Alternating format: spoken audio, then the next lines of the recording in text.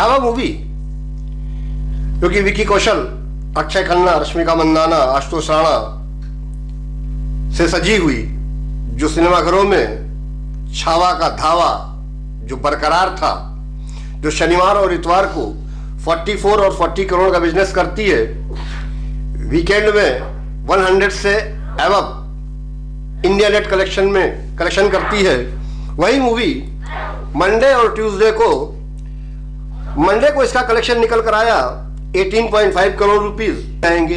वैसे world wide इसका net collection 460 crore के आसपास पहुंच चुका है। देखिए, जो डेटा निकल कर बाहर आ रहा है, क्योंकि जो फॉरेन का डेटा होता है वो कम से कम 1 या 2 दिन बाद निकल कर आता है। जैसे शनिवार को इस मूवी ने 44 करोड़ रुपीस का बिजनेस किया था, तो जो वर्ल्ड वाइड इसका बिजनेस था, ओवरसीज का बिजनेस था, वो 15 से 20 करोड़ होना चाहिए था, लेकिन ये 44 करोड़ इंडिया नेट कलेक्शन आ गया था। बाहर का बिजनेस क्लियर नहीं हुआ था, जो कि अब हो रहा है। जैसे संडे को इसने 40 करोड़ का बिजनेस किया, मंडे को 18.5, फिर ट्यूसडे को 18 करोड़। तो जो ओवरसीज का बिजनेस भी अगर मिला लिया जाए तो ये मूवी अब तक 364 करोड़ क्रॉस कर चुकी है, यानी 350 का आंकड़ा इसने इंडिया नेट कलेक्शन को छू लिया है। और एक महत्वपूर्ण चीज ये भी है कि जो मेकर्स का भी है, वो शुरुआत की ब्लॉक सीट्स को अगर हटा दिया जाए, कि शुरुआत के जो 3-4 दिन की जो ब्लॉक सीट्स थी उसमें 5-7 करोड़ का अंतर था, तो वो 8-10 करोड़ का 7 से 10 करोड़ का डिफरेंस जो टोटल में है, बाकी इसी फिगर से ही मैच करता है उनका भी। तो ये मूवी 450 करोड़, मैं अगर 10 करोड़ वो माइनस भी कर देता हूं तो 450 करोड़ ये 12 दिन में कमा चुकी है। वर्ल्ड वाइड नेट कलेक्शन इसका 450 करोड़ है।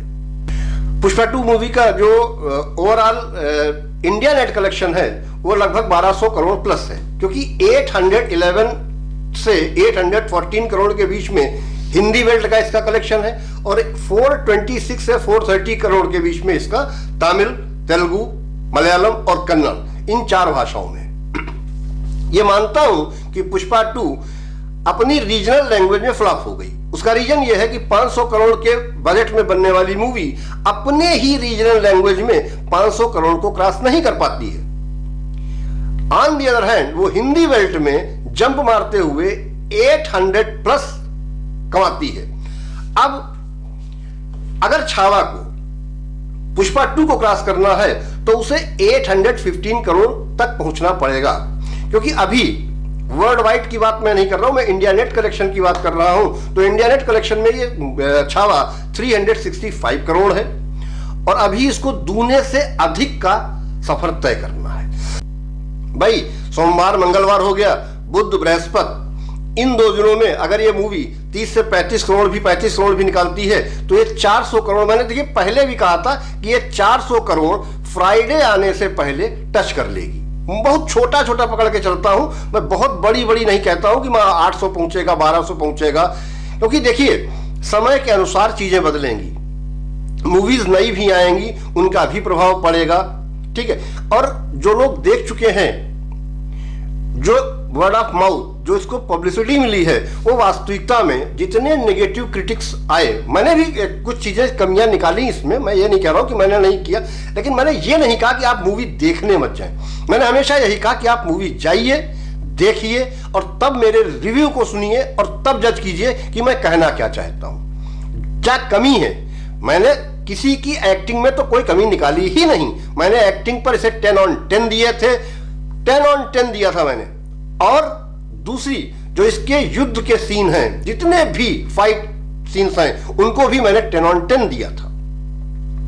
तो मैंने केवल एक चीज कही थी कि औरंगजेब की क्रूरता यहां पर कम आकी गई है, कम दिखाई गई है, और शायद वो ठीक भी है। जितनी आवश्यकता थी, थोड़ा सा अगर और दिखाते तो थोड़ा सा और आनंद मिलता, लेकिन पब्लिक को इतने में ही जब रोना आ गया, तो छावा के स्क्रीन्स भी उतने नहीं हैं, और छावा के जो टिकट के प्राइस थे वो भी उस लेवल के नहीं थे जिस लेवल के हाइप लिए हुए टिकट प्राइस पुष्पा के थे। पुष्पा के टिकटों के दाम बहुत अधिक थे, जिस पर बहुत ज्यादा वाद विवाद भी हुआ, बातें भी हुई, सोशल मीडिया पर भी चला, लोगों ने आवाज भी उठाई। लगभग 1 महीने के आसपास मुझे लगता है मूवी चल जाने के बाद तब टिकटों की कीमत जो है वो थोड़ी कम की गई है। छावा के साथ ऐसा नहीं है। छावा मूवी अपने रिदम में चल रही है और रोर कर रही है, लिटरली बॉक्स ऑफिस पर रोर कर रही है। उसकी दहाड़ को पछाड़ने वाला फिलहाल कोई नहीं है। और इस समय अगर कोई बड़ी रिलीज आती भी है तो वो पानी मांग जाती है।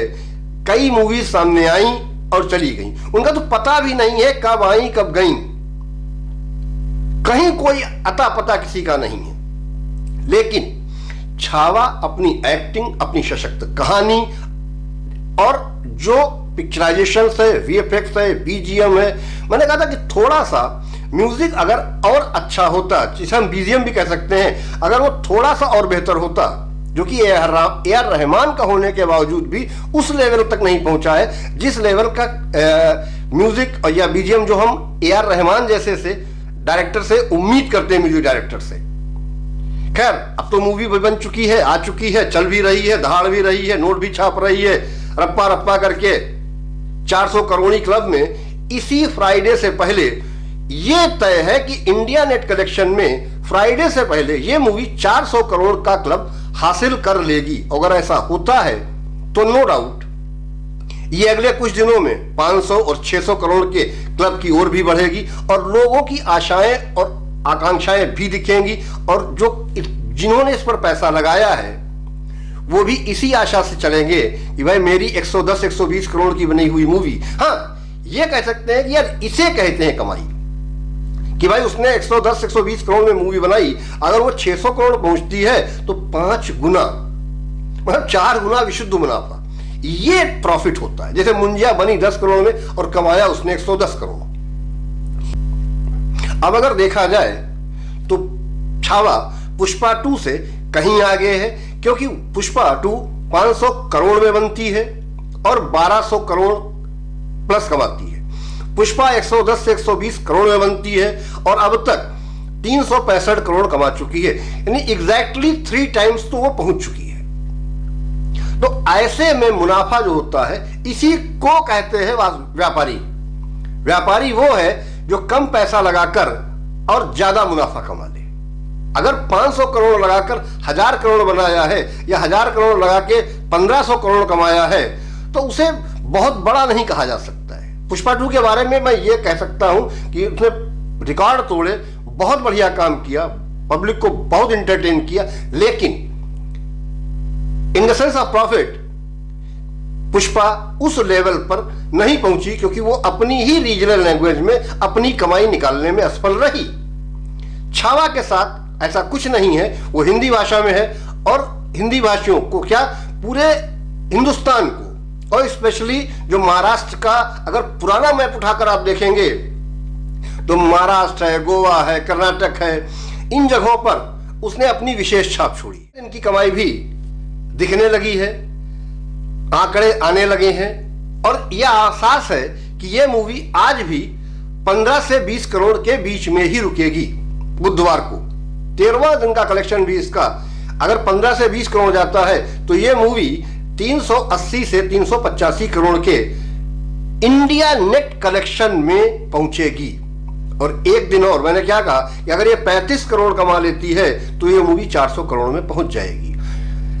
अब आपको क्या लगता है, क्या ये मूवी इस फ्राइडे सैटरडे संडे मिलाकर इन 3 दिनों में क्या ये 500 करोड़ का क्लब शामिल होगी, या इसके लिए इससे थोड़ा सा और इंतजार करना पड़ेगा? कमेंट बॉक्स में बताइएगा। मिलते हैं आपसे किसी अन्य वीडियो में, तब तक के लिए जय हिंद, वंदे मातरम।